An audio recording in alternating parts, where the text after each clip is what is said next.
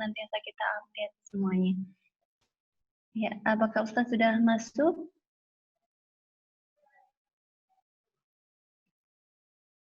Ya. Apakah Ustadz sudah masuk ini, Mbak?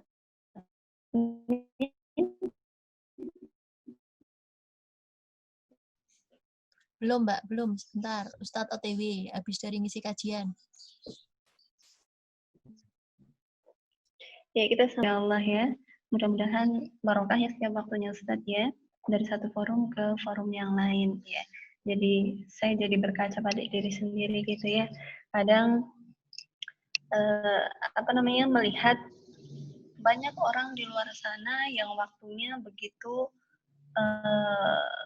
padat gitu ya, terutama untuk kegiatan-kegiatan keumatan ya, untuk berdakwah, untuk talabul ilmi gitu. Kadang hati ini pun merasa iri ketika melihat banyak orang, Masya Allah, di luar sana waktunya sangat bermanfaat gitu ya. Mereka tidak sibuk dengan diri mereka sendiri, namun mereka sibuk untuk membangun umat. Mereka sibuk memperbaiki diri, mereka sibuk menambah kapasitas keilmuan diri, namun mereka juga tidak melupakan umat. Ya, saya izin dulu sebentar, ini mengambil charger ya, sahabat sekalian. Ternyata HP saya lowbat, saya izin sebentar.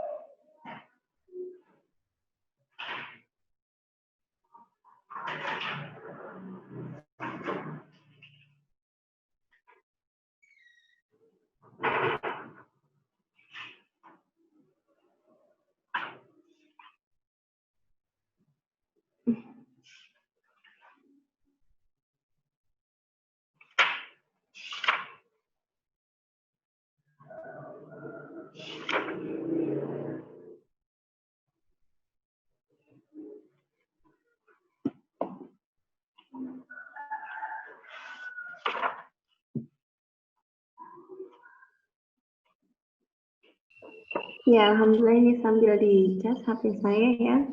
Saya sahabat sekalian, ini sambil menunggu Ustadz masuk di forum kita.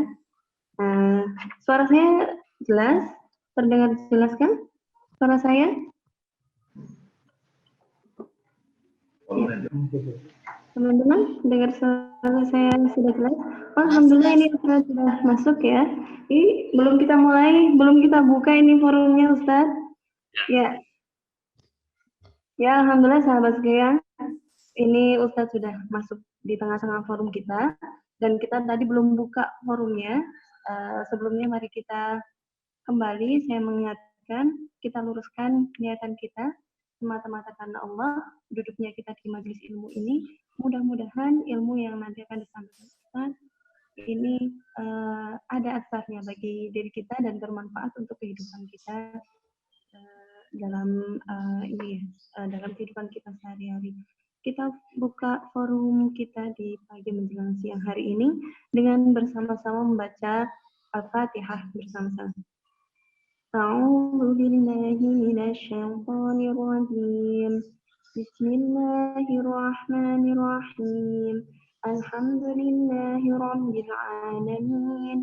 Ar-Rahmanir Rahim.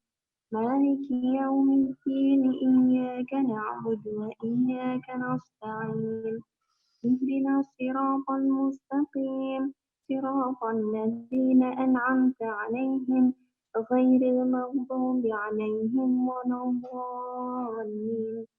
Amin. Alhamdulillah Ustaz. Selanjutnya waktu kami serahkan pada Ustaz Martam.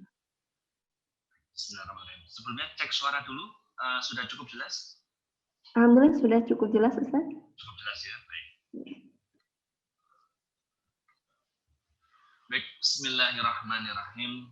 Assalamualaikum warahmatullahi wabarakatuh.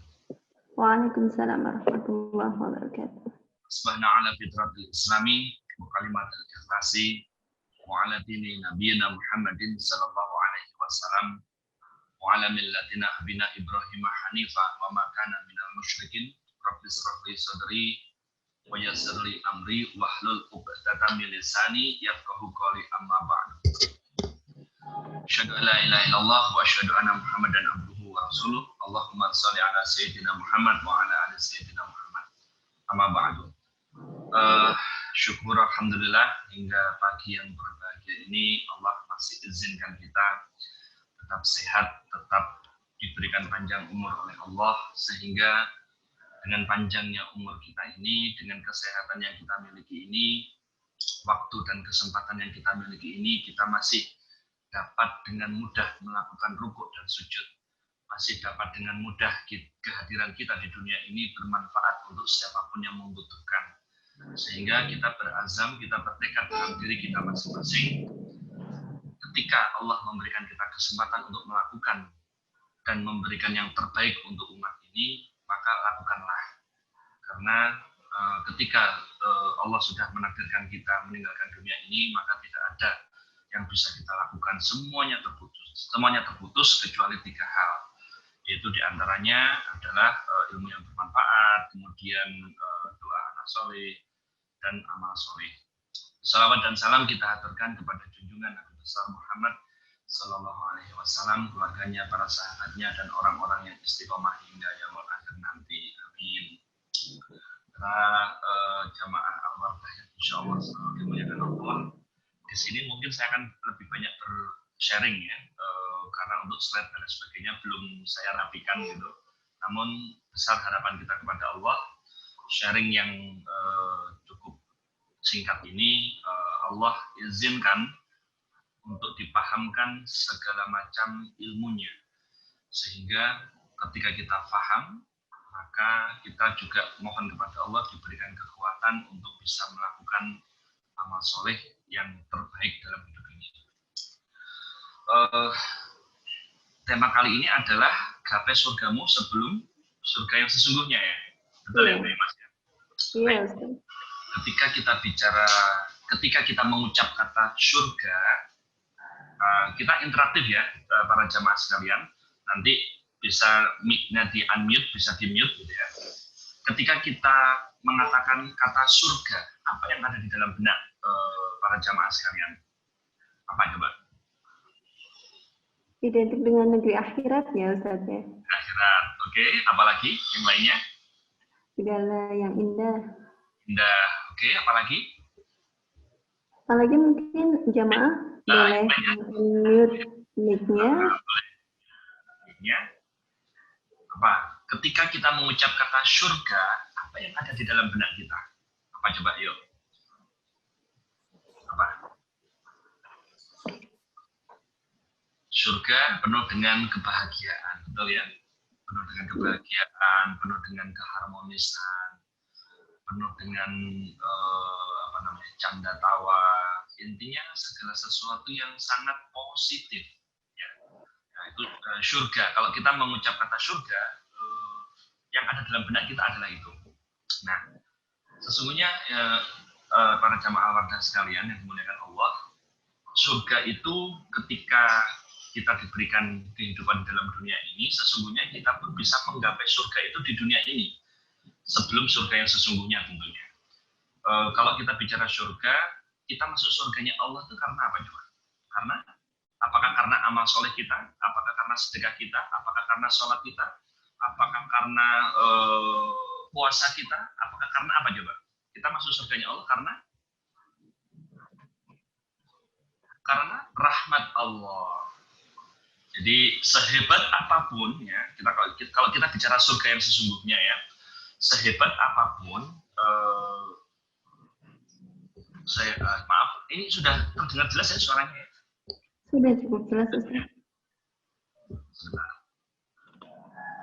ya. Baik. Mikrofonnya ternyata masih di atas. Baik, saya lanjutkan. Sehebat apapun amal soleh kita, sehebat apapun sholat kita, sehebat apapun puasa kita, sehebat apapun sedekah kita, sehebat apapun umroh kita, ketika kita hanya mengandalkan amal kebaikan yang kita lakukan, demi Allah kita tidak akan mampu memasuki surganya. Bahkan ada satu kisah, wahai fulan, wahai hambaku, engkau masuk surga karena rahmatku.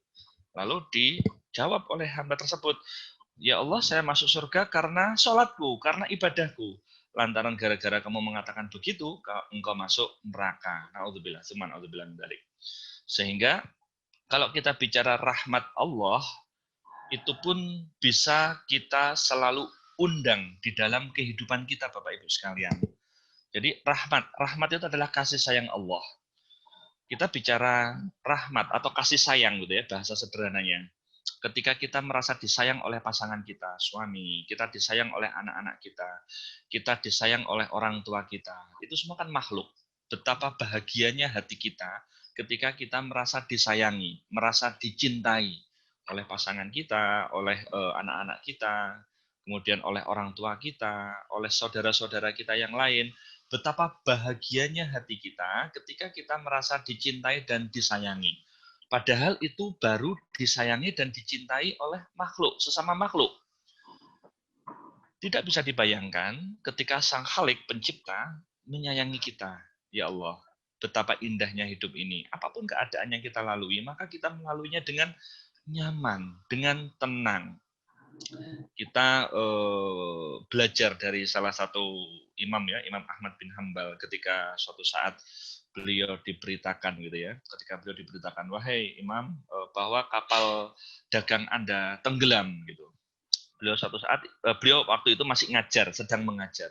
Beliau menghentikan sesaat mengajarnya, beliau diem, lalu melanjutkan mengajarnya lagi.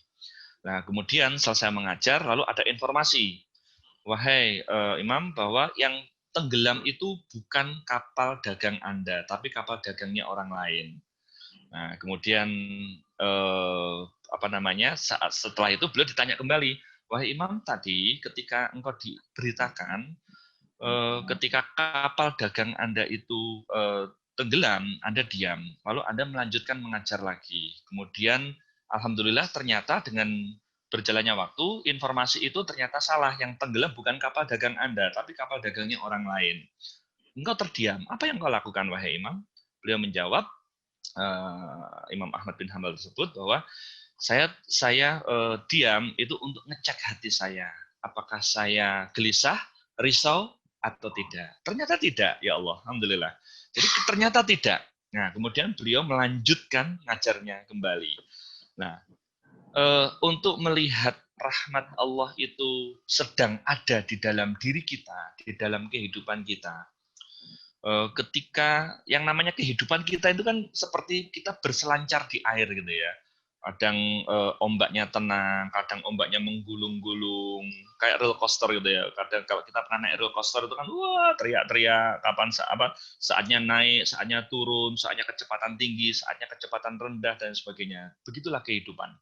Apapun bentuk kehidupan yang sedang kita alami, ketika hati kita tenang, jadi saya ulangi, ketika hati kita tenang, berarti rahmat Allah sedang ada pada diri kita.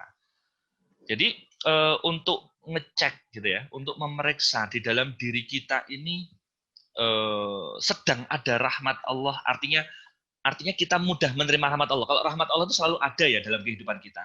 Artinya apakah frekuensi diri kita itu nyambung dengan rahmat Allah atau tidak gitu ya. Artinya kita sedang mudah menerima rahmatnya Allah di dalam diri kita atau tidak, itu bisa dicek keadaan hati kita saat itu. Bisa diperiksa keadaan hati kita saat itu. Kok ternyata tetap tenang walaupun ada suatu kondisi yang bergejolak luar biasa, berarti diri kita sedang mampu dengan izinnya tentunya menerima rahmat Allah secara penuh, secara utuh gitu ya. Sama kayak kita punya handphone gitu ya, baterai kita sedang penuh ataupun sedang low gitu ya, apalagi kalau sudah tinggal 5%, 3%, udah tinggal siap-siap dip off aja gitu kan.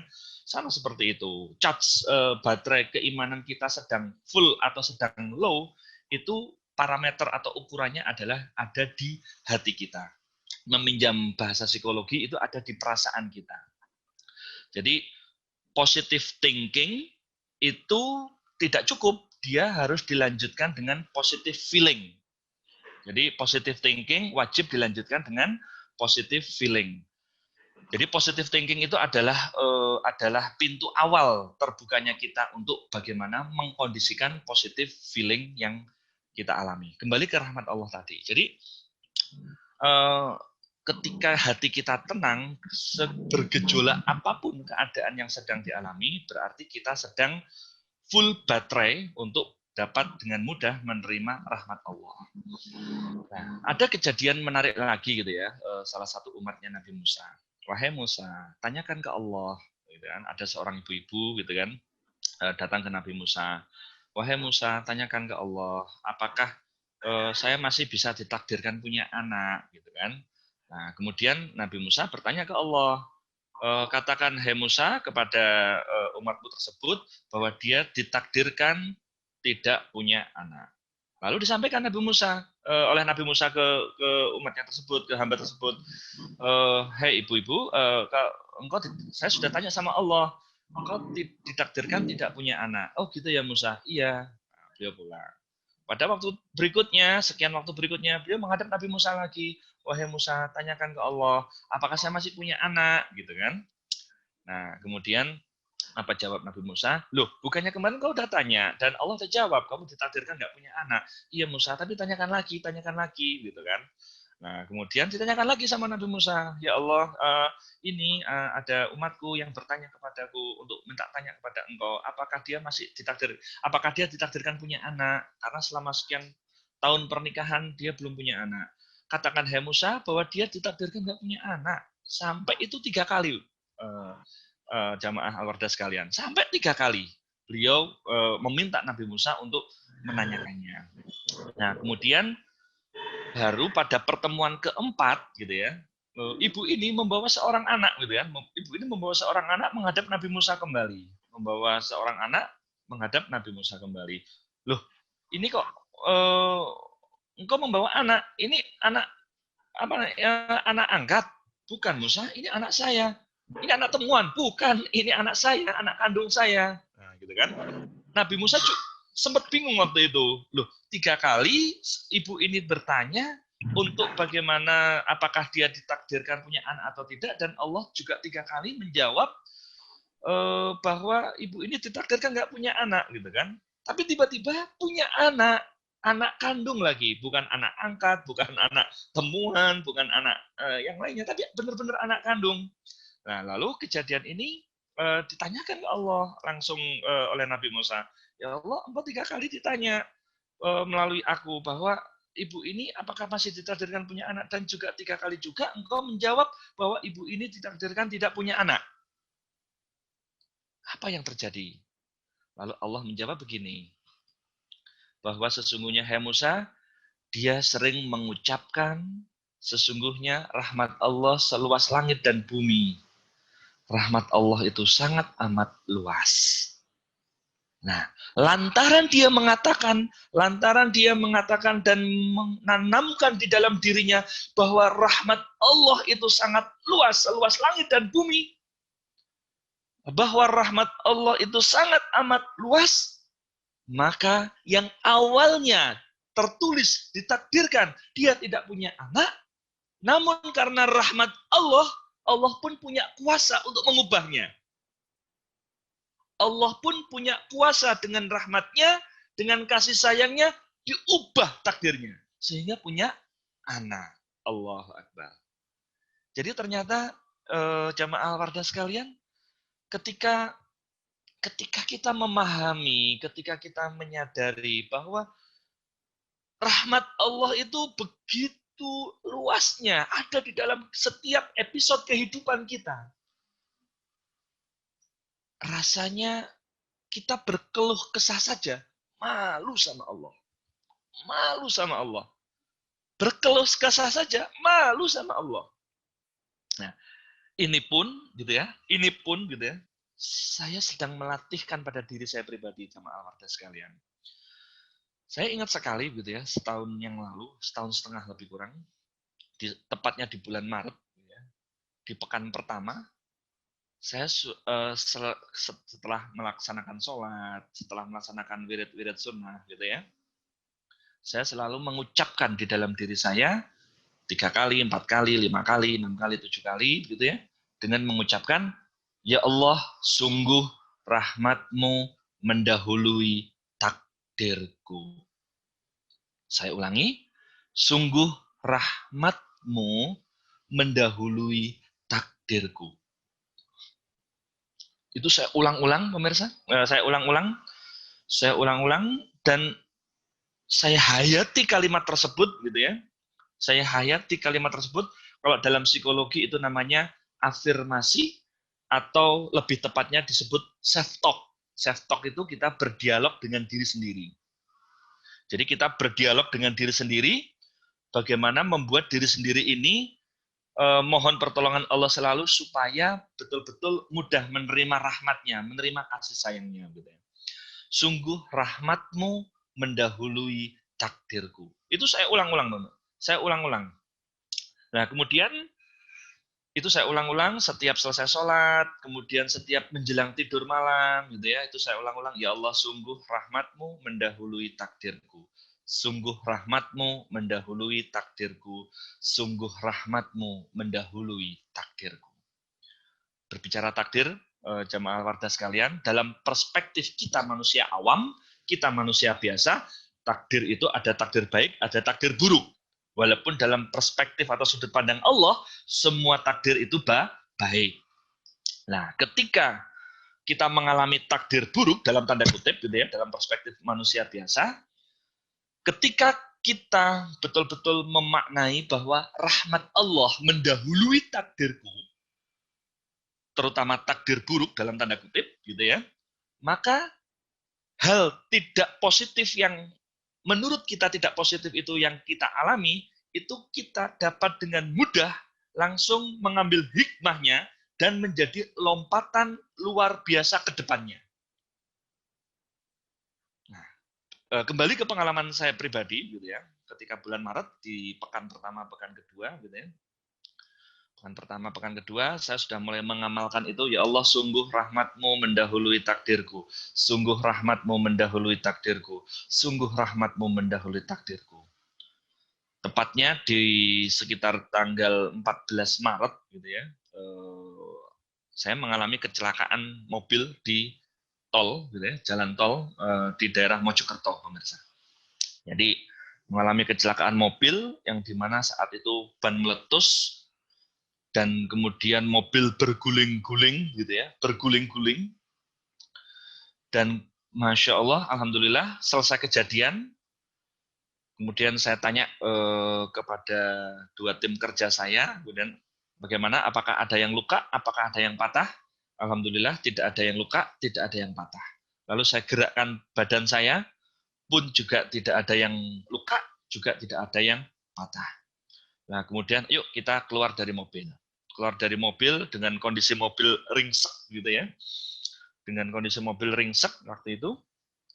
Allah selamatkan kami, walaupun kondisi mobil ringsek tapi mesin masih bagus, gitu ya, dengan posisi berdiri dengan berputar balik, gitu ya, dengan berputar balik. Nah, kemudian waktu itu ada kumandang azan, yuk, alhamdulillah, yang penting kita selamat, yang penting kita tidak ada luka sedikit pun, Allah selamatkan kita. Yuk kita salat subuh. Salat subuh waktu itu di pertengahan jalan tol. Kemudian ada beberapa pengemudi truk yang menawarkan bantuan untuk diderek. Nggak perlu Pak, dilaporkan saja ke pos polisi terdekat. Gitu. Nah kemudian ada polisi datang, terus kemudian polisi tersebut tanya gitu ya, ini mobilnya diberdirikan ya Pak? Enggak Pak, ya terakhir begini. Wah, kalau bahasa Jawa Timurnya belain selamat penjenengan gitu ya. Belain selamat sampean gitu ya. Alhamdulillah Pak. Gitu. Jadi ya Allah, jadi waktu itu ada kejadian mobil terguling, ringsek, namun Allah selamatkan kami. Allah tidak hanya selamatkan, tidak ada luka, bahkan tidak ada patah tulang, bahkan luka sedikit pun. Saya berpikir, ini kalau bukan rahmat Allah nggak mungkin. Penjelasannya begini pemirsa. Jadi saya sering menyebut pemirsa ya karena terbiasa tampil di TV gitu ya. Jadi yang sewu. Jadi ketika di tanggal taruh kata 14 Maret di saat kejadian itu di Lauhil Mahfudz tertulis gitu ya, terjadi kecelakaan gitu ya, Narotama beserta tim kerja.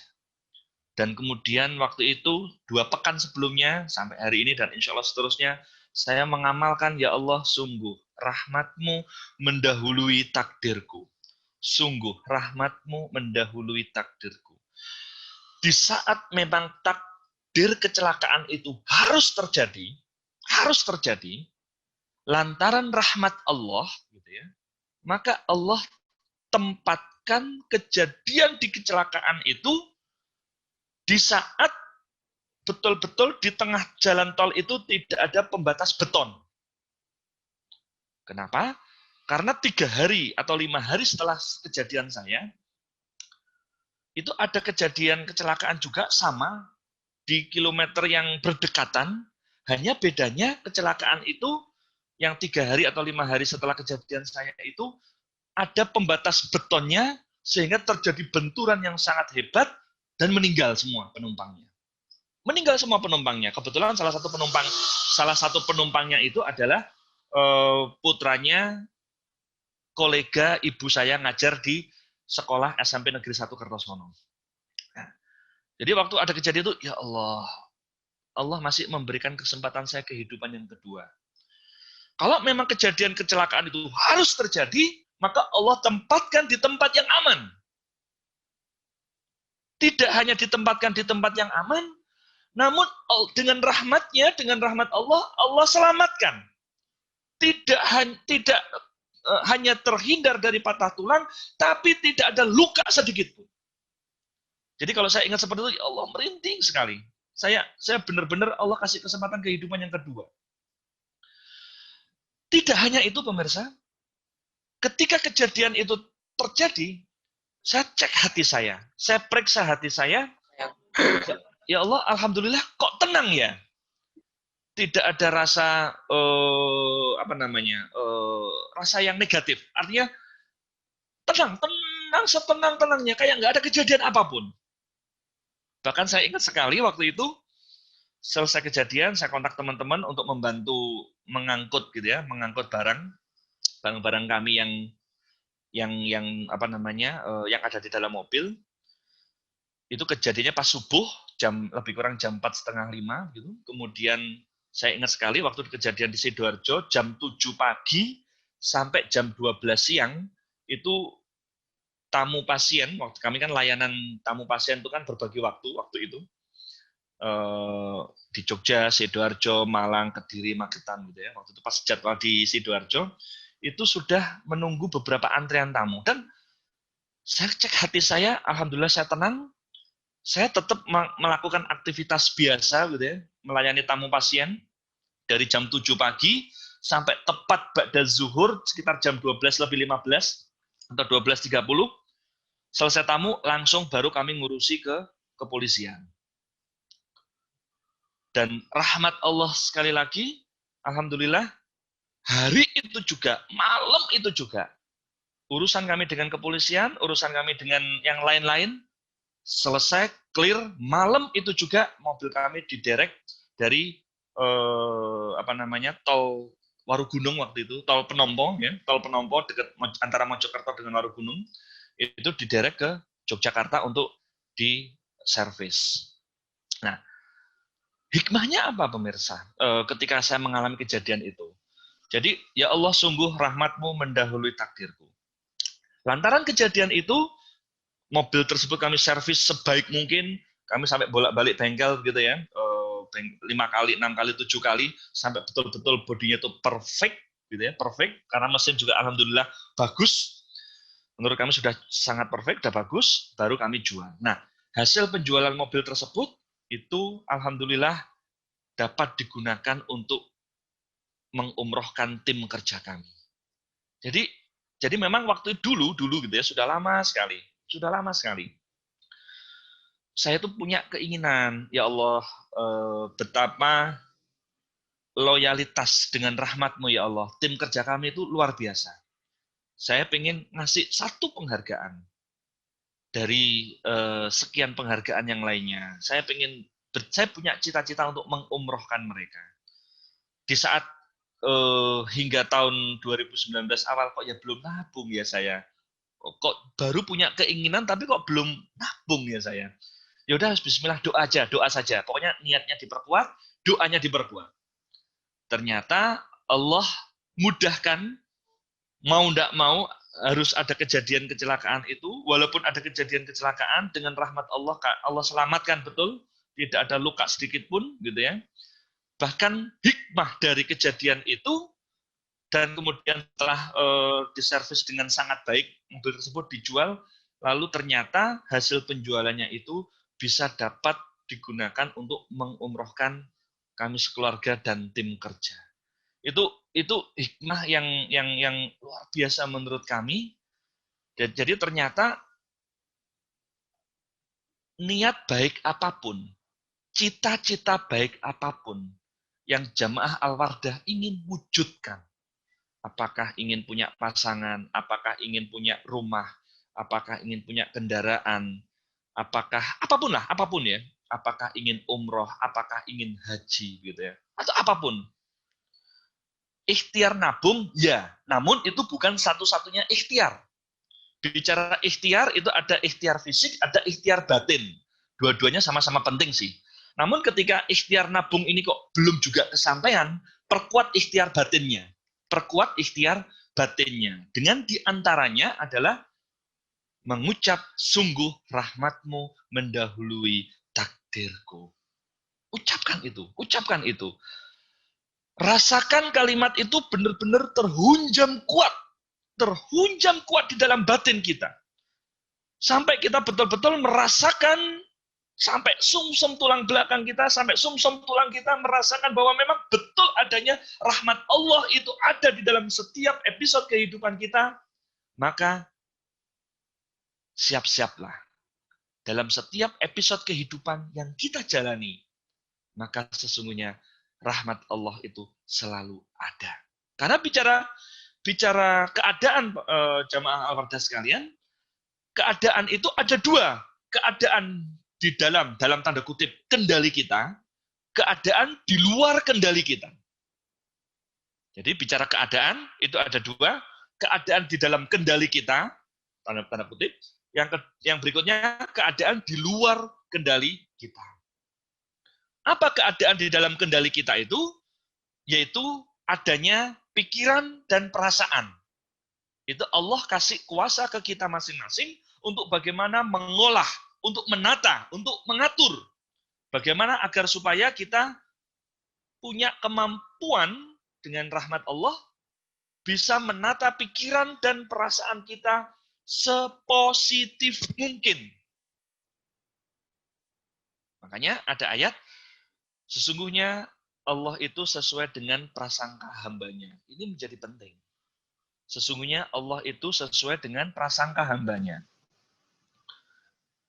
Ibaratnya, apapun boleh bergejolak di dalam diri kita. Namun satu yang harus dipastikan, husnuzon kita kepada Allah wajib tegak lurus. Prasangka baik kita kepada Allah wajib tegak lurus. Karena apa?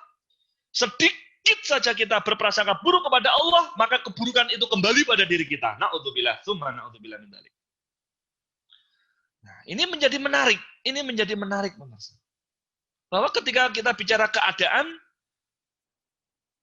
kalau misalnya kita sudah memastikan prasangka baik kita kepada Allah kuat, siap-siap saja setiap gejolak apapun keadaan yang kita alami, baik itu diri kita dengan diri kita dengan pasangan, kita dengan anak-anak, kita dengan orang tua, mertua, kita dengan saudara-saudara, kita dengan siapapun. Ketika kita berprasangka baik kita kepada Allah tegak lurus 100%, maka Allah menurunkan rahmatnya, kita dimudahkan mengambil hikmah. Yang kedua, kita tenang melaluinya. Dan yang ketiga, selesai. Selesainya pun tidak terduga-duga. Saya dalam beberapa pelatihan gitu ya, dalam beberapa pelatihan bagaimana kita mengatur pikiran bawah sadar kita. Jadi kalau kita bicara pikiran itu kan ada dua, pikiran sadar dan pikiran bawah sadar, mengambil ilmu psikologi gitu ya. Dalam beberapa jurnal ilmiah disebutkan bahwa 88 hingga 90% pikiran bawah sadar itu sangat mewarnai bagaimana cara kita berpikir, bersikap, bertindak, sehingga menentukan nasib atau keadaan. Jadi, keterampilan mengelola pikiran bawah sadar itu kita wajib punya. Analoginya begini. Rahmat Allah itu ibaratnya seperti air hujan, walaupun itu analogi, memudahkan analogi aja ya. Walaupun rahmat Allah itu lebih banyak daripada itu. Ibaratnya rahmat Allah itu seperti air hujan. Kita itu sebagai wadah. Kita sebagai wadah. Kalau kita, wadah yang kita miliki ini, tengkurap ya, menutup. Pertanyaan saya, mampukah kita menampung air hujan itu? Coba jawab. Mampu enggak? Tidak mampu. Menutup, ini ya, menutup. Berarti kalau kita nggak mampu menampung air hujan, yang dimana air hujan itu dianalogikan rahmat Allah, sekali lagi ini untuk memudahkan kita dalam memahami ya. Yang salah air hujannya atau wadah atau kitanya, yang punya wadah? Kitanya. Wong air hujan tetap turun, ya nggak? Nah, kemudian wadah yang kita miliki ini ketika miring, gitu ya, ke atas sih, tapi miring, gitu ya, miring. Pertanyaan saya, mampu nggak menampung air hujan itu? Mampu nggak? Mampu, tapi sedikit. Ya, air wadah itu ke atas sih, tapi miring. Mampu sih nampung air hujan, tapi sedikit. Hanya seluas permukaan yang datar saja. Ya. Nah, kemudian, wadah yang kita miliki ini ketika sudah menengadah ke atas, pertanyaan saya, mampu nggak kita menampung air hujan itu? Jawabannya, mampu. Namun, mampunya menampung air hujan itu baru sebatas volume ukuran wadah yang kita miliki. Betul nggak?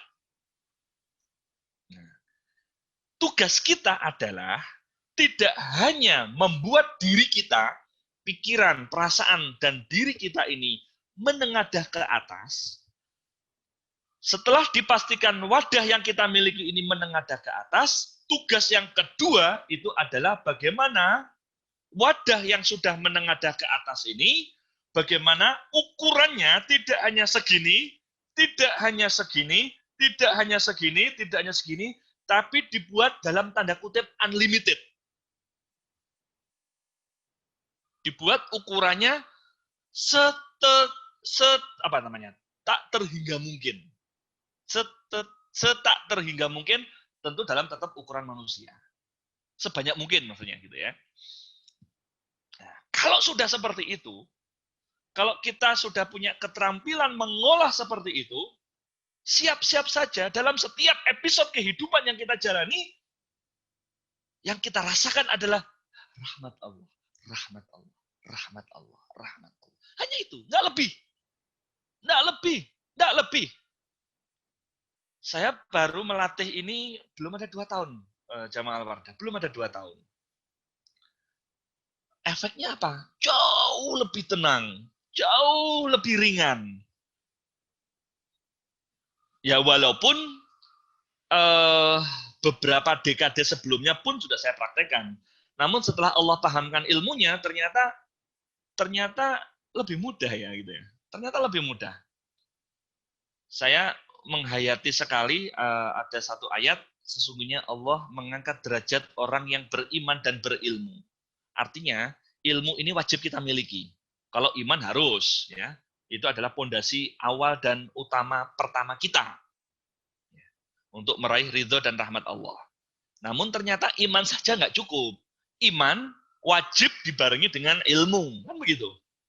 Nah, ketika Allah sudah menanamkan iman dan ilmu di dalam kehidupan kita, kata Allah, Allah mengangkat derajat orang yang beriman dan berilmu. Dengan posisi kita masing-masing tentunya ya. Nggak tiba-tiba si fulan diangkat derajatnya tiba-tiba jadi menteri ya. Nggak selalu seperti itu. Artinya lebih dari sekedar layak di posisinya. Nah itu menjadi hal menarik pemirsa. Menjadi hal yang sangat menarik gitu ya. Ketika kita sudah punya keterampilan bagaimana membuat wadah yang kita miliki ini, gitu ya, wadah yang kita miliki ini, pertama menengadah ke atas, kemudian yang kedua dibuat ukurannya unlimited. Nah, ini sekalian pengumuman ya, ini bukan promosi ya. Insya Allah hari Sabtu 9 hari lagi di Grand Serela, Jalan Magelang, kami adakan pelatihan bagaimana memperluas wadah rezeki di era pandemi ini. Nah, nanti pengumumannya nyusul gitu ya. Insya Allah di Grand Serela dengan kapasitas orang terbatas antara 10 sampai 20. Nanti kita umumkan juga kita publikasikan juga di luaran sana. Nanti seperti itu ya. Kembali ke rahmat Allah tadi bahwa ketika wadah yang kita miliki ini sudah menengadah ke atas, ketika wadah yang kita miliki ini sudah dibuat unlimited gitu ya. Ya Allah, saya izinkan dengan rahmat-Mu semata setiap persoalan kehidupan yang saya jalani ini Engkau selesaikan dengan tuntas dan sempurna. Apapun hasil akhirnya, kuserahkan kepada Engkau secara total. Praktekkan kalimat ini dalam setiap lantunan doa kita. Karena bicara tawasul itu ada 3. Ya. Tawasul melalui doa orang yang kita anggap solih. Tawasul dengan asma'ul husna. Lalu yang ketiga, tawasul dengan amal solih. Ya. Yang dimana ketika kita bertawasul dengan rahmat Allah, gitu ya. Ya Allah, Engkau maha rahmat, Engkau maha pemberi rahmat, gitu ya. Maha kasih sayangmu setelah kita mengamalkan Asmaul Husna, gitu ya. Ya Allah, Ya Rabbi, Ya Rahman, Ya Rahim, Ya Salam. Ya Allah, Ya Rabbi, Ya Rahman, Ya Rahim, Ya Salam. Ya Allah, Ya Rabbi, Ya Rahman, Ya Rahim, Ya Salam. Kemudian bisa dilanjutkan. Ya Muqit, Ya Hasib, Ya Ghani, Ya Mughni. Ya Muqit, Ya Hasib, Ya Ghani, Ya Mughni. Ya Muqit, Ya Hasib, Ya Ghani, Ya Mughni. Dan bisa dilanjutkan. Ya Kudus, Ya Majid, Ya Karim. Ya Kudus, Ya Majid, Ya Karim. Ya Kudus, Ya Majid, Ya Karim. Ya Kudus, Ya Majid, Ya Karim. Dan bisa dilanjutkan. Ya Malikal Mulk, Ya Mulk, Ya Dzul Jalalil wal Ikram. Ya Malikal Mulk ya Dzul Jalalil wal Ikram. Ya Malikal Mulk ya Dzul Jalalil wal Ikram. Ya Malikal Mulk ya Dzul Jalalil wal Ikram. Kemudian bisa dilanjutkan ya Hadi ya Nafi ya Nur. Ya Hadi ya Nafi ya Nur. Ya Hadi ya Nafi ya Nur. Ya Hadi ya Nafi ya Nur.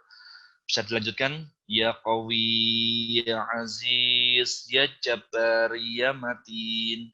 Ya Qawi ya Aziz ya Jabbar ya Matin. Ya Qawi ya Aziz ya Jabbar ya Matin. Dan bisa dilanjutkan ya Alim ya Ali ya Rashid.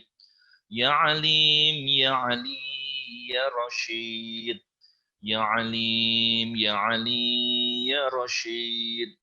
Ya Alim ya Ali ya Rashid.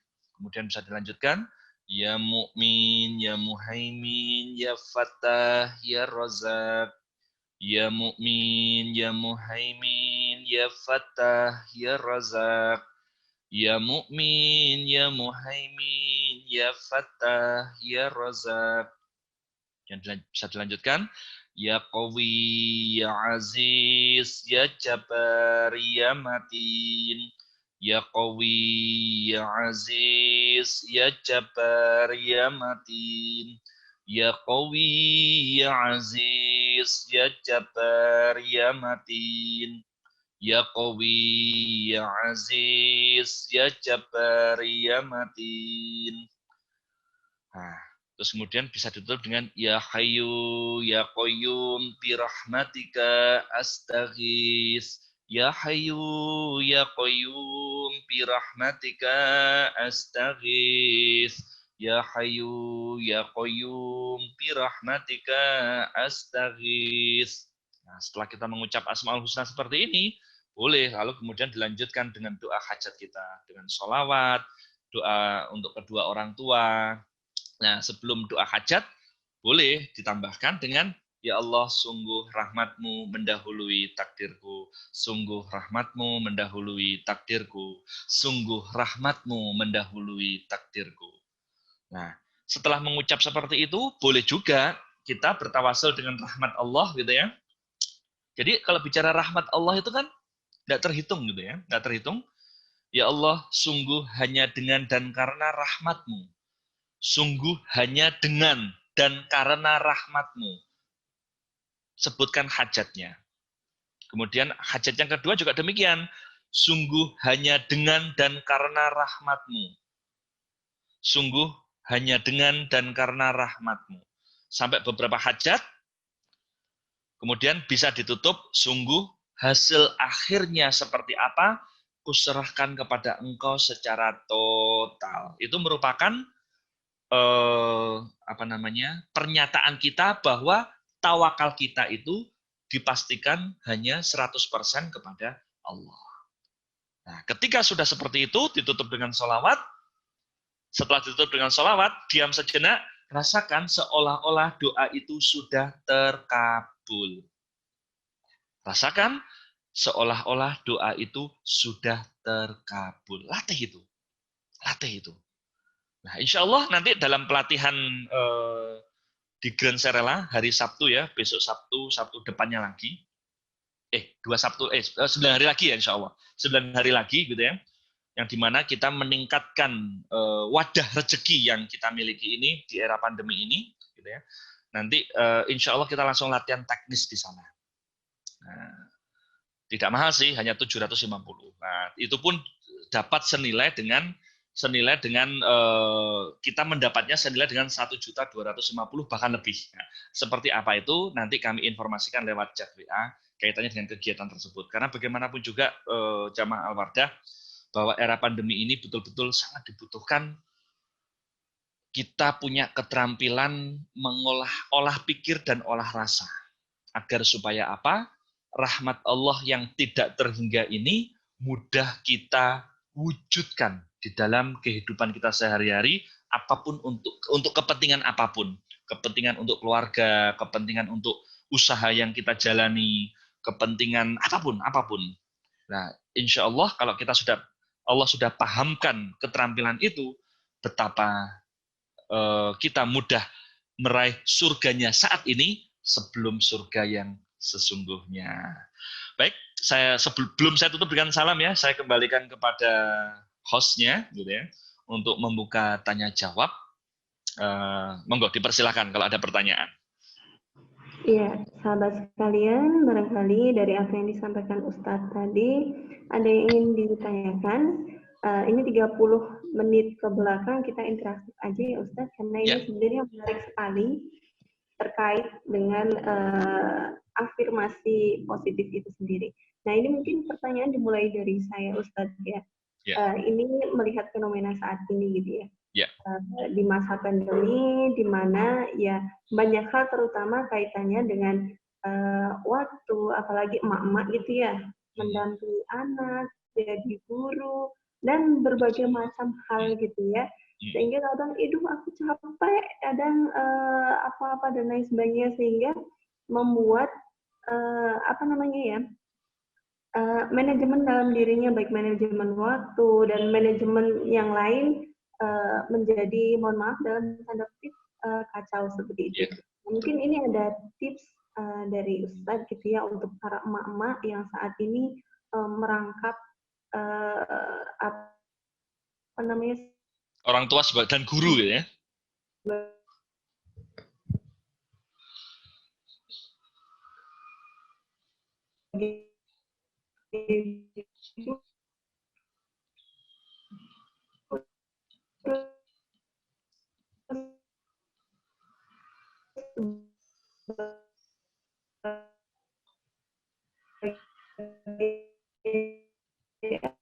Sebagai banyak profesi gitu ya. Mohon diulangi tadi putus-putus, Mbak Imas. Mohon diulangi bagaimana tipsnya gitu. Bagaimana tipsnya apa sih? Iya, jadi untuk mengolah itu ya. Menjaga hati dan jiwa para emak-emak ini biar tetap dalam keluarga itu selalu ada surga yang ditumbuhkan di situ. Baik. Ada selalu kebahagiaan. Kemudian surga itu bagaimana kemudian keluarga itu bisa seperti tadi yang Ustadz sampaikan, bisa menjadi keluarga yang sangat besar untuk menampung rahmatnya Allah gitu, Ustadz. Baik, begini. Suatu saat ada kisah begini.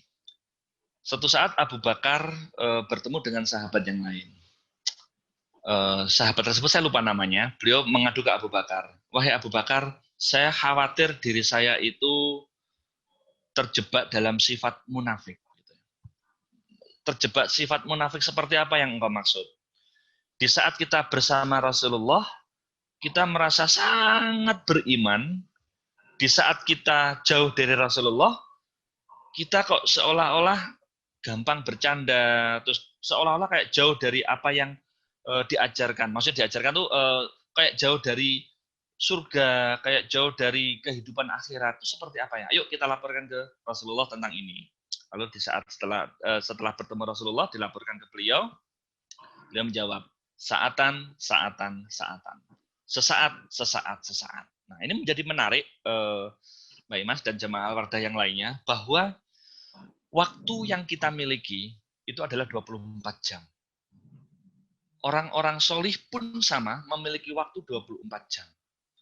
Para alim ulama pun juga sama, punya waktu 24 jam. Kita orang biasa, orang awam pun juga sama, yaitu hanya punya waktu 24 jam.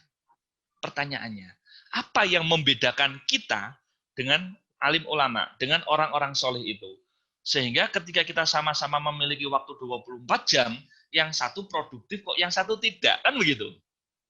Nah, ini menjadi menarik gitu ya. Memang tidak dipungkiri bahwa pembelajaran online putra-putri kita dari mulai PAUD, TK sampai kuliah pun gitu ya. Ketika SD atau SMP ke atas sudah nyaman gitu ya. Kita orang tua tidak begitu cawe-cawe kalau orang Jawa bilang, tidak ikut terlibat aktif ya, SMP SMA ke atas. Namun ketika kita masih punya putra-putri yang masih SD, apalagi TK, dan lain sebagainya, sehingga mau tidak mau kita terlibat aktif sebagai orang tuanya. Dan itu membuat jadwal agenda kita yang lainnya pun juga tidak begitu tertata. Bagaimana tipsnya? Pahami dan sadari bahwa kita tidak sendirian. Kita itu nggak sendirian, repot ngurusin pembelajaran online, kan begitu. Namun ini juga dialami oleh setiap ibu khususnya. Setiap ibu khususnya tidak ada perkecualian, yang dimana setiap ibu ini juga mengalami pendampingan proaktif pembelajaran online. Pahami itu, sadari itu, sehingga oh iya ya, toh yang mengalami ini kan nggak saya tok, tenang gitu. Sama kalau kita puasa. Kenapa kok puasa Ramadan itu lebih ringan daripada puasa sunnah gitu kan? Puasa Ramadan wajib dilakukan, dialami dan dilakukan oleh umat muslim sedunia. Kita merasa bareng-bareng. Kalau merasa bareng-bareng itu kan lebih enteng, lebih ringan. Sehingga puasa Ramadan itu ringan, sangat amat ringan gitu ya. Nggak sahur aja misalnya, nggak sahur nasi atau bangun kesiangan pas azan subuh nggak sempat sahur aja enteng gitu ya. Namun mungkin beda ceritanya kalau puasa sunnah, misalnya Senin Kemis, atau Yaumil Bid, gitu ya, atau puasa-puasa yang lainnya, yang sunnah. Tidak setiap muslim melakukannya, sehingga terasa agak berat, karena merasa sendirian. Gitu. Jadi pertama, supaya ringan, pahami bahwa kita tidak sendirian. Ada setiap mak-mak lainnya, ibu-ibu lainnya, yang punya putra-putri, terutama masih SD ataupun TK, juga sama ribetnya, sama repotnya. Itu yang pertama. Yang kedua, jadi ini kan keadaan pandemi ini kan di luar kendali kita ya. Kita menyikapinya dengan tenang ataupun menyikapinya dengan marah-marah, pandemi ini nggak selesai hari ini. Berarti kalau kita menyikapinya dengan protes, dengan marah-marah, yang rugi siapa? Ya kita kan. Toh pandemi ini nggak selesai hari ini. Mungkin bulan depan, 2 bulan lagi, tahun depan, nggak ada yang tahu. Wallahu a'lam. Nah, itu adalah suatu keadaan yang di luar kendali kita. Oleh sebab itu, di era pandemi ini, dengan pembelajaran online seperti ini, jadikan kita kayak seolah-olah menantang diri kita. Ini kesempatanku membuktikan kepada Allah bahwa memang saya orang yang baik kualitas keimanannya di hadapan-Mu ya Allah. Artinya apa? Tantang diri kita masing-masing bahwa pamrihnya kita itu di hadapan Allah. Saya sering mengatakan gitu ya, ketika misalnya kita tinggal di pondok pesantren, kita baik. Itu wajar, karena lingkungannya mendukung untuk baik, kan begitu. Namun selepas kita lulus dari pondok pesantren, kita hidup di tengah-tengah masyarakat yang sangat heterogen, kok kita tetap baik? Bahkan menjadi pewarna kebaikan itu sendiri. Berarti kita adalah layak istilahnya di hadapan Allah untuk menjadi pejuang. Namun ketika kita lulus dari pesantren kok misalnya berubah menjadi tidak baik, naudzubillah, waduh, berarti kita belum layak diperhitungkan di hadapannya, kan begitu. Jadi tantang diri kita masing-masing, ya Allah, ketika keadaan normal kemarin saya tertata, maka ini adalah kesempatan saya ya Allah untuk membuktikan di hadapan-Mu Allah bahwa saya tetap berupaya dan melakukan yang terbaik dalam kehidupan saya. Karena Allah sendiri kan mengatakan, aku tidak akan membiarkan engkau mengatakan beriman sebelum datangnya suatu ujian. Tantang diri kita. Sehingga kita betul-betul dinilai layak olehnya, keimanannya. Dua. Yang ketiga, ambil hikmahnya, begitu. Terkadang, bahkan sering gitu ya, ketika kita sudah menyekolahkan putra-putri kita, terutama menyekolahkan di sekolah keislaman gitu ya, di IT, di Muhammadiyah gitu ya. Terkadang bahkan sering kita sebagai orang tua itu lalai. Seolah-olah tugas pendidikan itu adalah tugasnya sekolah. Gitu. Nah, dengan adanya pembelajaran online seperti ini, itu menjadi kesempatan bagi kita para orang tua untuk melaksanakan introspeksi. Selama ini pembelajaran diriku sebagai orang tua sudah sesuai dengan porsinya atau jangan-jangan belum. Nah, ini jadikan ini sebagai introspeksi kita masing-masing, karena tarbiyah pertama dan utama putra-putri kita itu adalah kita sebagai orang tuanya, khususnya ibu. Kalau ternyata kok masih kurang, segera lakukan pembenahan, segera lakukan perbaikan. Dalam setiap perbaikan, selalu pastikan libatkan Allah. Ya Allah, beri saya kekuatan, beri saya pemahaman, beri saya keterampilan untuk bagaimana membuat putra-putri saya ini benar-benar berkualitas. Sehingga saat waktu tibanya nanti, Allah memanggil kita, yang dimana semuanya terputus, putra-putri kita layak dinilai oleh Allah menjadi putra-putri yang solih, yang menjadi wasilah kebaikan kita saat kita dipanggil olehnya. Wallahualam. Seperti itu Mbak Imas. Mungkin ada yang lainnya? Silakan. Ya, mungkin dari sahabat Alwar ada yang lain, ada yang ingin ditanyakan.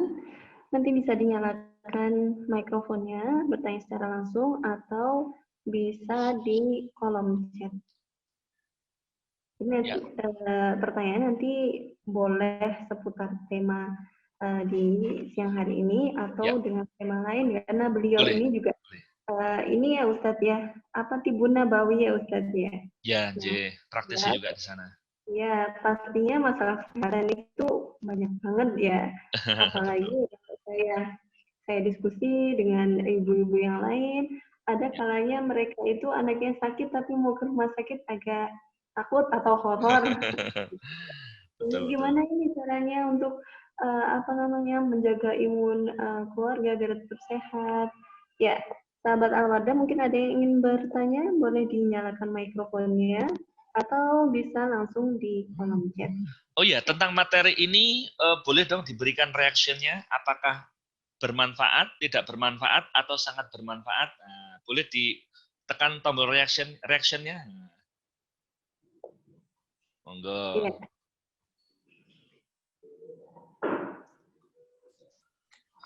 Ya, itu.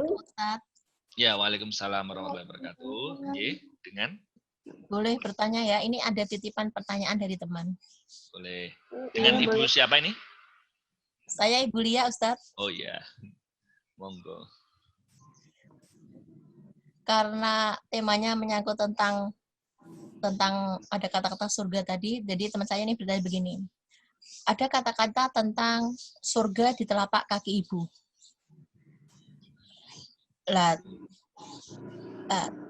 Tapi dengan berjalannya waktu, ada teman saya ini bilang kalau dia mengalami ataupun kewalahan dengan ibunya malah ibu kandung ini Ustadz. Jadi terus lantas bagaimana Ustadz ini tentang surga di telapak kaki ibu? Dia berkali-kali selalu aja mengeluh seperti ini. Mosok Mbak, saya harus kehilangan surga di telapak kaki ibu saya seperti Ustadz. Mohon penjelasannya Ustadz. Iya. Wassalamualaikum warahmatullahi wabarakatuh.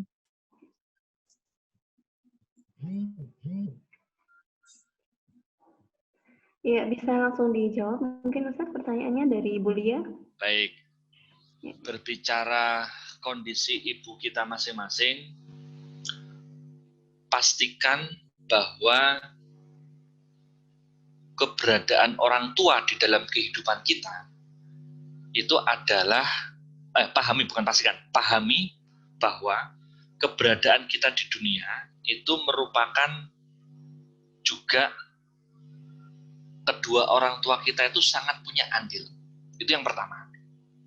Sehingga pastikan kita sebagai anak, bakti kita kepada orang tua itu lakukan seoptimal mungkin. Kenapa saya katakan demikian? Karena ada di antara ujian anak itu melalui orang tuanya. Namun, sehebat apapun ujian yang sedang dialami, baik itu tema dari A, B, C, D, E, F, G gitu ya, apapun temanya, pastikan, tanamkan di dalam pikiran, la yukallifullahu nafsan illa wus'aha. Allah tidak akan memberikan beban yang melebihi kekuatannya. Memang sih tidak bisa dipungkiri ketika kita melihat ada saudara kita yang punya orang tua, ya Allah, sangat khusyuk, sangat sederhana, kemudian doanya kepada putra-putrinya itu sangat full. Itu di sisi orang tuanya memang anak tersebut sangat mudah menggapai surganya. Namun ketika misalnya ada di antara jamaah mendapatkan karunia orang tua yang unik, itu pun juga bagian dari cara kita untuk bagaimana mudah menggapai rahmatnya Allah. Nah, itulah letak fungsinya ilmu. Letak fungsinya ilmu bahwa bagaimana ketika kita merawat, bagaimana ketika kita mendampingi orang tua kita itu juga butuh yang namanya ilmu. Nah, dengan ilmu ini kita tidak akan dipermainkan oleh perasaan, kan gitu. Tidak akan dipermainkan oleh perasaan. Karena bagaimanapun juga satu sisi memang kita harus berbakti, wajib berbakti, butuh berbakti kepada kedua orang tua kita.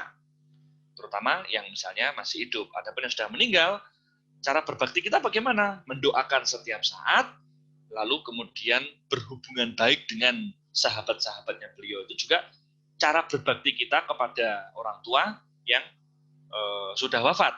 Adapun kalau yang masih diberikan umur panjang, tentunya ini pun juga masing-masing kita punya seni sendiri-sendiri. Nah, hindari di dalam pikiran kita bahwa orang tua sebagai ujian. Hindari. Kalau ada muncul kalimat itu di dalam pikiran, langsung astagfirullah, na'udzubillah, summa na'udzubillah min dzalik. Lalu ilmui bagaimana cara kita untuk bagaimana supaya tetap melaksanakan bakti kita kepada orang tua dengan ilmu.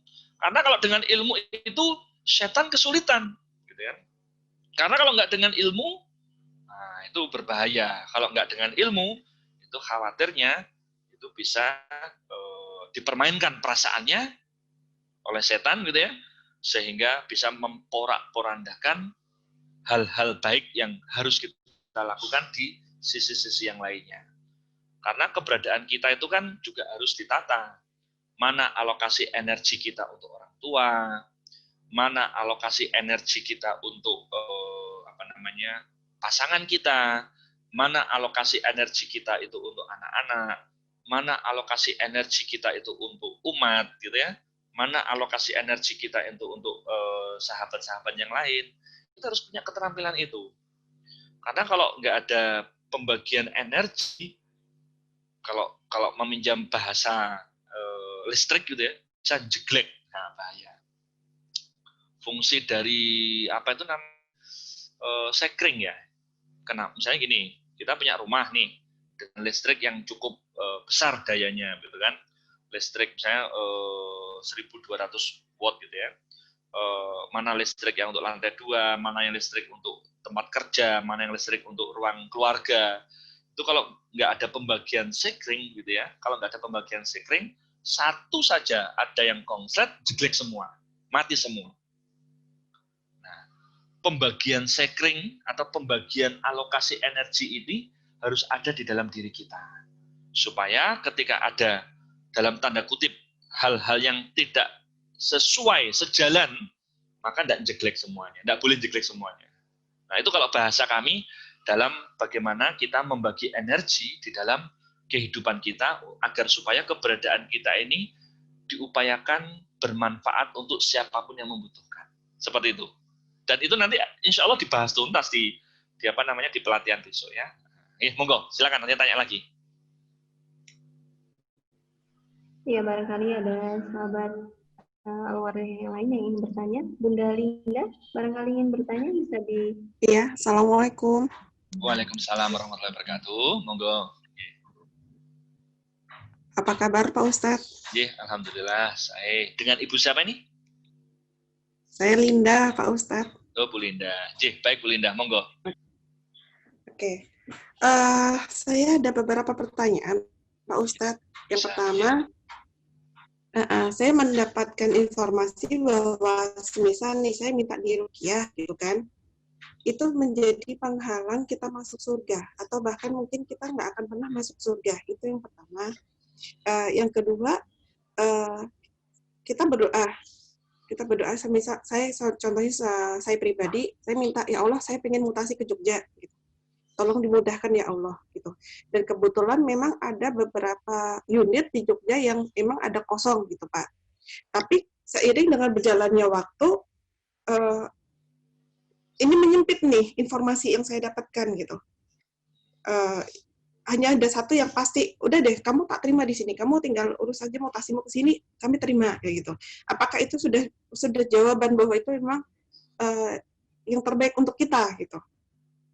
Saya saat itu sudah di Jogja berarti ya mutasinya?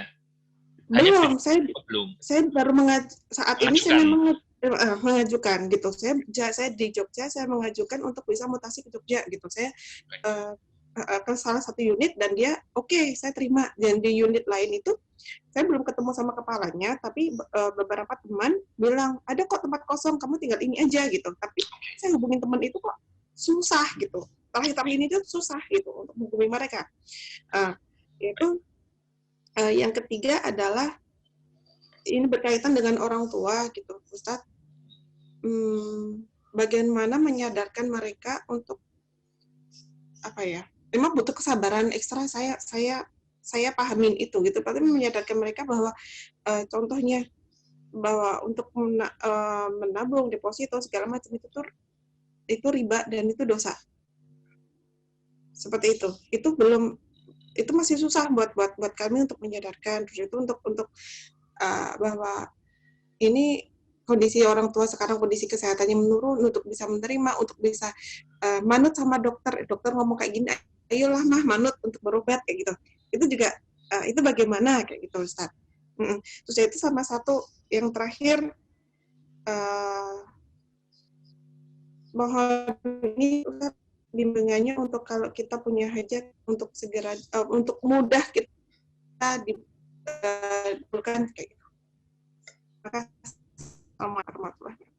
Waalaikumsalam warahmatullahi wabarakatuh. Nanti kalau lupa mohon diingatkan ya. Yang pertama berkaitan dengan ruqyah. Apakah betul bahwa ruqyah itu bisa menghalangi kita untuk masuk surga? Ruqyah itu ada dua, ruqyah yang syar'i dan ruqyah yang syirik. Jadi kalau kita bicara ruqyah, akar kata ruqyah itu kan jampi mantra suwuk doa. Dengan kata lain, ruqyah itu adalah doa. Bicara doa, itu ada yang syar'i, ada yang syirik.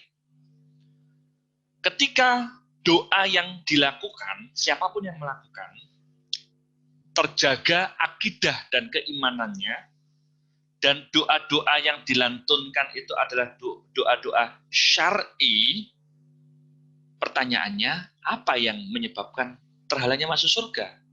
Apalagi ketika mendoakannya itu tawakalnya tetap kepada Allah Subhanahu wa Ta'ala. Apa alasannya dia terhalang masuk surga? Nah, ini menjadi pembahasan menarik begitu ya. Karena banyak ustadz-ustadz di luar sana ketika memahami konsep ruqyah itu tidak utuh secara parsial, maka jangan diruqyah, nanti bisa menghalangi masuk surga. Lah kita lu sering mendoakan anak kita. Berarti kalau kita mendoakan, sini nak tak bacain Fatihah ya. Dengan Al-Fatihah ini kamu dimudahkan untuk hafalan Quran, dimudahkan untuk kamu belajar ilmu-ilmu di sekolah. Bunda bacain Al-Fatihah ya, khusyuk dengerin ya. Itu juga sama ruqyah, sama saja dengan ruqyah. Lah kalau kita melakukan itu berarti kita menghalangi anak kita untuk masuk surganya Allah. Apa begitu pemahamannya? Nah, ini menjadi menarik gitu ya. Adapun ketika ada hadis bahwa sesungguhnya ruqyah itu syirik, ruqyah, tatoyur, jimat itu adalah syirik, dalam kaidah bahasa Arab bahwa ruqyah disejajarkan dengan tatoyur, disejajarkan dengan azimat, yang dimana keduanya ini adalah syirik. Ruqyah yang dimaksud di hadis ini adalah ruqyah yang syirik. Lalu waktu itu ada sahabat Nabi, ya Rasulullah, sebelum saya masuk Islam, saya telah mengenal ruqyah.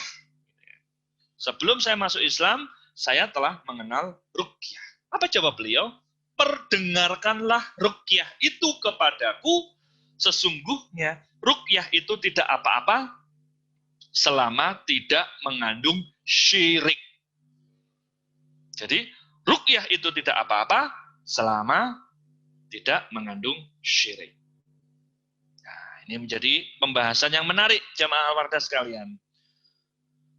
Jadi ketika kita memahami konsep ruqyah, nanti kita bahas khusus ya tentang itu, karena nanti ada dalil-dalil yang lain yang bisa kita telaah, yang bisa kita pelajari, bahwa berbicara ruqyah itu pemahamannya harus holistik, harus menyeluruh, harus integral. Nah, dengan demikian, kecuali kalau misalnya orang ketika diruqyah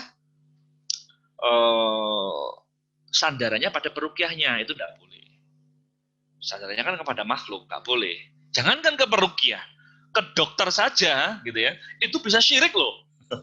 Kok bisa? Nah, ini menarik.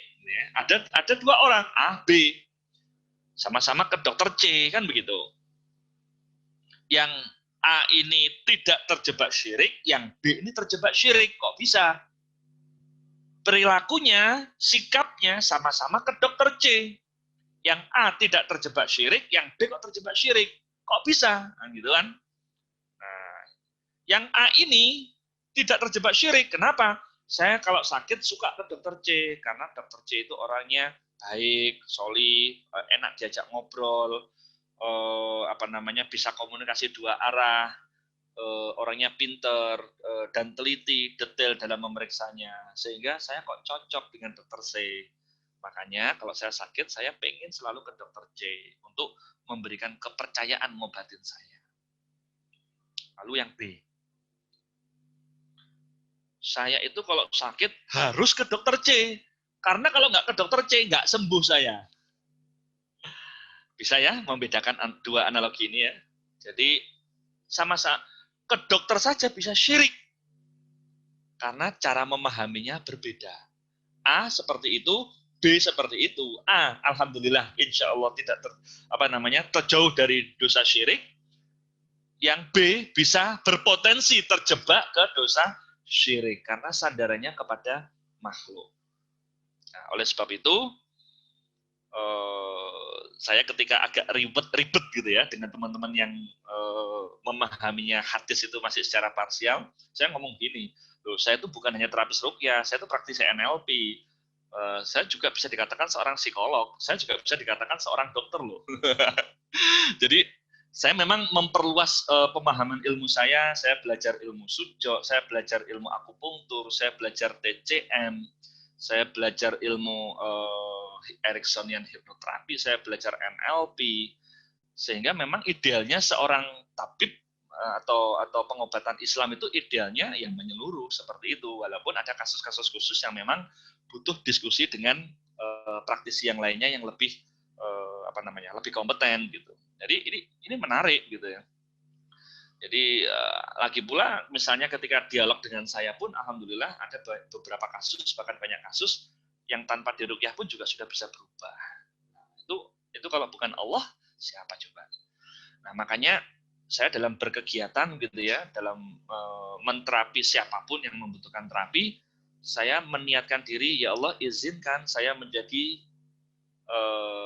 jalan kesembuhan bagi orang itu, jalan kebaikan bagi orang itu. Izinkan saya menjadi wakilmu, Ar-Rahman, Ar-Rahim, As-Salam gitu ya.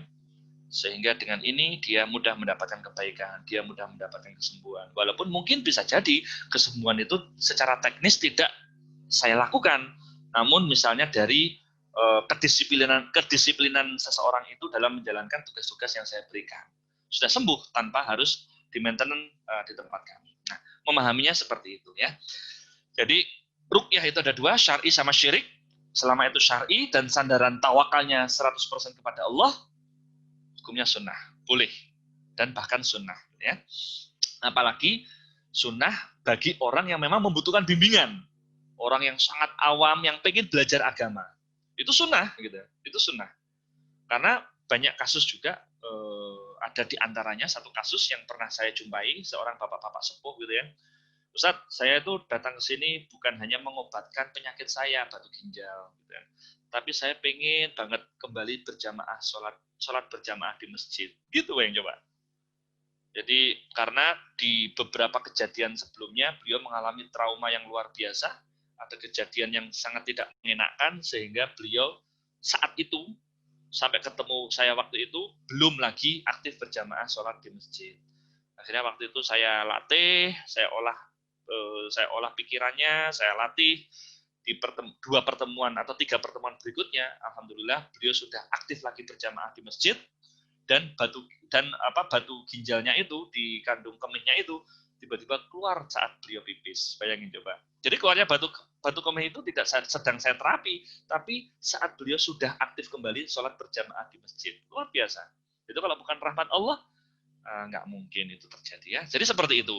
Itu yang pertama. Yang kedua, berkaitan dengan mutasi. Begini. Dalam satu doa seperti yang saya sampaikan di awal sesi tadi, boleh dipraktekkan gitu ya Bu Linda. Ya Allah, sungguh hanya dengan dan karena rahmat-Mu Engkau mudahkan saya, Linda, pindah ke Jogja. Amin. Udah itu aja. Jadi bisa melaksanakan doa itu dengan kalimat tersebut. Jadi kita bertawasul dengan rahmat Allah. Ya Allah, sungguh hanya dengan dan karena rahmat-Mu saya pindah ke Jogja. Amin. Itu lakukan berulang kali. Entah nanti cara Allah bagaimana. Nanti tiba-tiba saja nanti ada keputusan pindah gitu ya. Nanti kalau sudah pindah ke Jogja, Bu Linda, kita tunggu ya syukurannya. Alhamdulillah. Baik, seperti itu. Nanti praktekkan itu dengan khusyuk dalam setiap sholat, baik saat sujud. Nah, saat di dalam sholat, di dalam sujud terakhir, tentunya dalam hati, nggak boleh diucap ya. Di saat setiap selesai sholat, ucapkan doa itu. Di saat menjelang tidur malam, juga ucapkan doa itu, gitu ya. Nanti kita tunggu keajaiban Allah seperti apa. Ya, kita berdoa saja, mudah-mudahan. Kalau panjenengan bisa khusyuk melaksanakan doa ini, kita berdoa kepada Allah, paling lama 2 bulan lah Allah kabulkan. Mudah-mudahan lebih cepat. Ya, kita sama-sama berdoa ya, Nah, nanti kalau sudah pindah mutasi ke Jogja, nanti kita tinggal tunggu undangan syukurannya. Begitu Bu Linda. Baik, 2. Yang ketiga, berkaitan dengan orang tua. Kembali lagi tentang orang tua. Jadi gini, ada satu kaidah begini. Tidak hanya pada orang tua, tapi juga pada orang lain. Kita tidak bisa memaksa orang lain untuk memahami apa. Kita tidak bisa memaksa orang lain harus seperti yang kita inginkan. Tapi kita bisa memaksa diri kita untuk menyesuaikan apa yang diinginkan orang lain tersebut. Kalau orang lain itu orang tua, ya orang tua. Jadi kita tidak bisa memaksa orang tua seperti yang kita inginkan, tapi kita bisa memaksa diri kita untuk menyikapi dengan sikap yang terbaik ya, dari apa yang orang tua inginkan. Nah, berkaitan dengan menyadarkan hal-hal yang menurut kita masih syubhat, doakan. Doa tulus kita itu juga bagian dari ikhtiar. Jadi jangan dipisah antara ikhtiar dengan doa. Tidak. Doa itu bagian dari ikhtiar. Doa itu bagian dari ikhtiar yang kita jalankan. Ikhtiar apa itu? Ikhtiar batin. Ikhtiar rohani. Nah, justru itulah kalau meminjam bahasa psikologi, 88 hingga 90% pikiran bawah sadar kita itu sangat mewarnai kehidupan kita. Di antara ada di dalamnya adalah konsep doa, konsep rohani. Seperti itu, nggih? Jamaah warga sekalian. Monggo, ada yang lainnya, silakan. Monggo.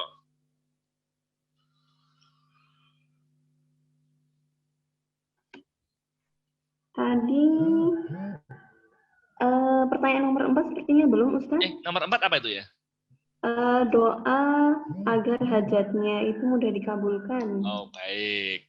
Nah, ini tips dari saya yang sudah saya praktekkan hampir 2 tahun ya.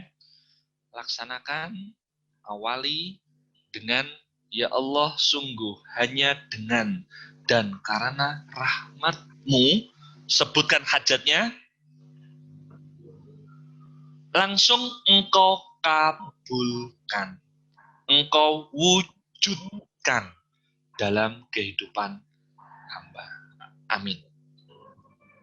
Jadi tawasul dengan rahmat Allah ini luar biasa, gitu ya. Pada suatu waktu saat peristiwa Isra Mi'raj, gitu ya.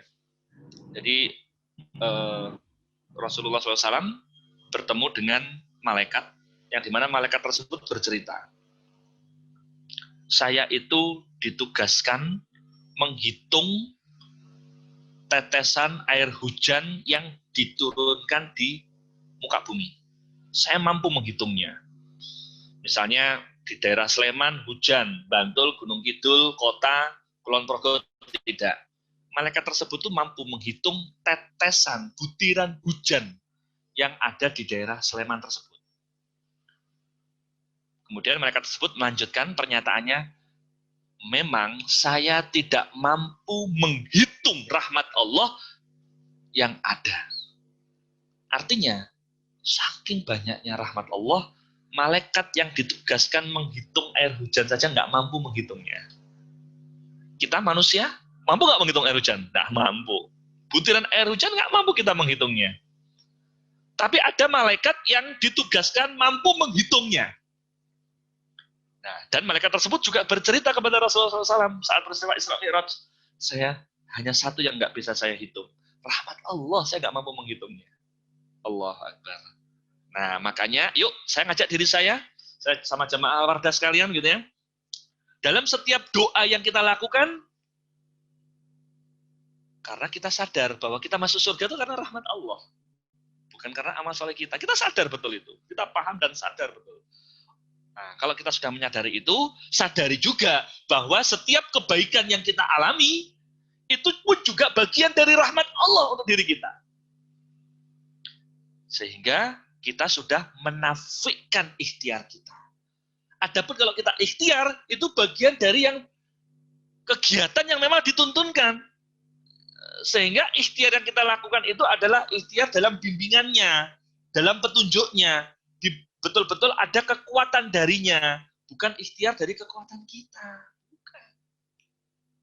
Kalau kita sudah melatih diri untuk mengenalkan, ya Allah, saya ini bodoh, Engkau lah yang mencerdaskanku. Ya Allah, sesungguhnya aku ini miskin, Engkau lah yang mengkayakan aku. Ya Allah, sesungguhnya aku ini lemah, Engkau lah yang menguatkan aku. Ya Allah, sesungguhnya aku ini hina dina, Engkau lah yang memuliakan aku. Nolkan seenol-enolnya di hadapan Allah. Sempurnakan rukuk dan sujud kita. Sampai betul-betul tidak hanya fisik yang kita sujudkan, tapi badan kita betul-betul kita sujudkan. Maka Allah ngangkat dagu kita. Allah ngangkat jiwa kita. Allah angkat derajat kita. Yuk kita melatih diri seperti itu. Karena bagaimanapun juga, saya pun juga masih perlu latihan, terus melatih diri. Dan dalam proses melatih diri ini pun saya mengajak siapapun yang bisa saya ajak. Sehingga rahmat Allah ini sudah betul-betul mendarah daging dalam diri kita. Nah, pun dalam setiap doa yang kita lakukan, ya Allah, sungguh hanya dengan dan karena rahmat-Mu. Misalnya saya gitu ya, ya Allah, sungguh hanya dengan dan karena rahmat-Mu, Engkau hadirkan siapapun yang membutuhkan pertolongan tepat adanya dan betul-betul menjadi wasilah kesembuhan dan wasilah kebaikan bagi orang itu. Jadi itu kalau doa saya dalam dunia terapi seperti itu. Kalau doa saya dalam berkeluarga, ya Allah, sungguh hanya dengan dan karena rahmat-Mu, berbagai macam kepentingan saya, urusan saya, kewajiban saya, tugas saya terhadap keluarga saya, anak-anak saya, Engkau mudahkan, Engkau sempurnakan, dan hasil akhirnya bagaimana ya Allah, kuserahkan kepada Engkau secara total. Nah, boleh nanti penjenengan ada hajat apa gitu ya, dan doanya hanya dengan dan karena rahmatmu gitu ya. Nanti boleh dikirim lewat WA ke saya.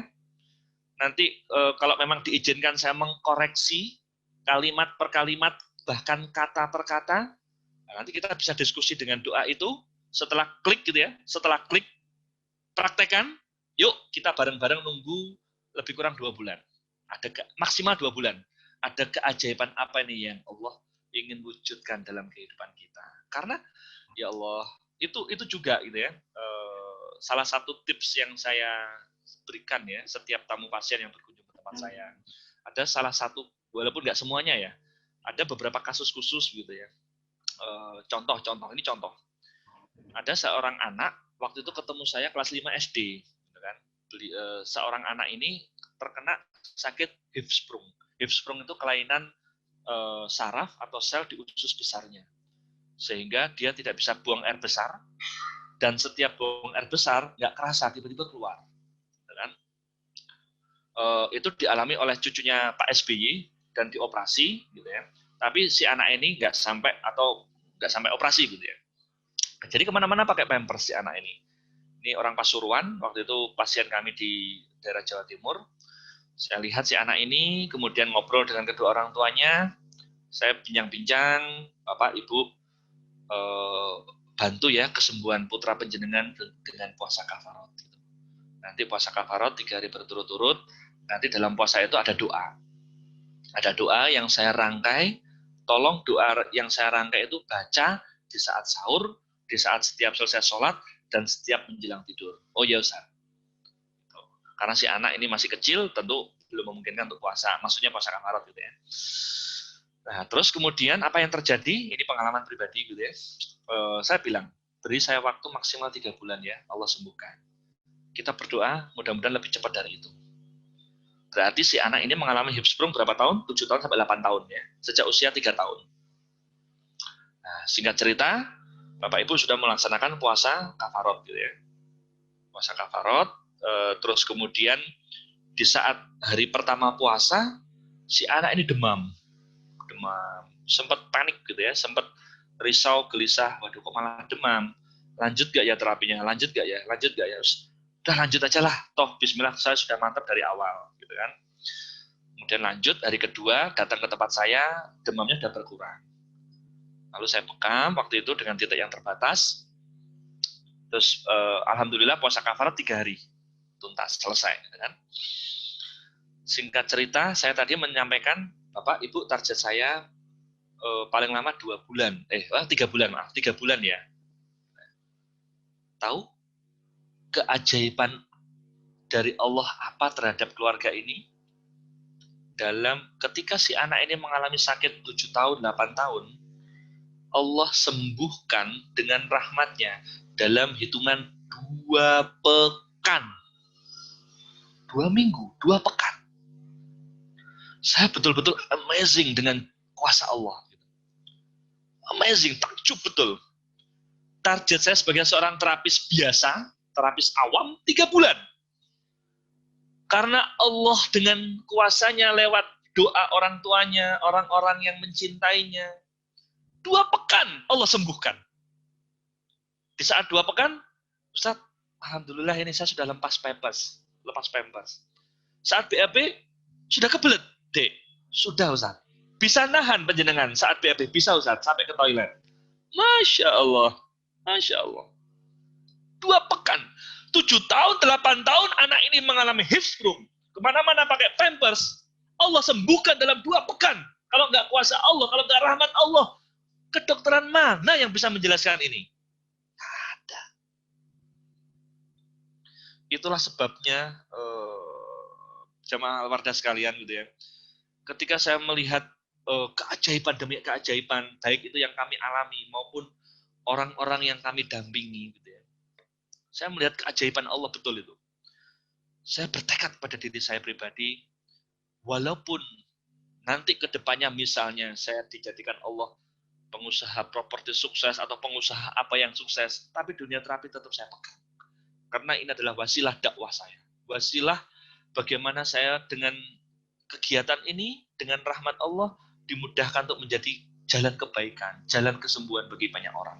Oleh sebab itu makanya ketika Allah kasih saya rezeki yang bisa dikatakan agak banyak, saya buat rezeki itu buat ikut pelatihan. Gitu.